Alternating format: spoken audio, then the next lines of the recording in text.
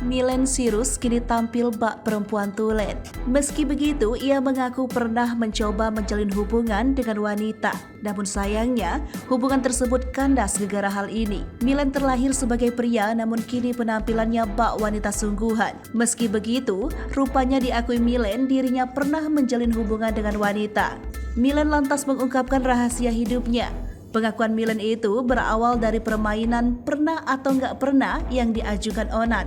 Awalnya, Onat bertanya kepada Millen mengenai apakah pernah tergiur dengan seorang wanita atau tidak. Awalnya, Millen merasa tidak menyukai wanita. Akan tetapi setelah diingat-ingat kembali, ia mengatakan pernah merasakan tergiur dengan seorang wanita. Millen pun mengungkapkan alasannya tidak bisa menyukai wanita lantaran memang tidak ada ketertarikan yang ia rasakan. Lalu, pertanyaan berikutnya Millen disinggung mengenai sosoknya yang merupakan seorang transpuan saat menjalin hubungan dengan seorang pria. Millen pun mengaku pernah menjalin sebuah hubungan dengan pria yang tidak mengetahui bahwa ia juga merupakan seorang pria. Meski begitu, diakui hubungannya tetap berjalan baik sebagai teman dan tidak ada hal buruk yang terjadi padanya.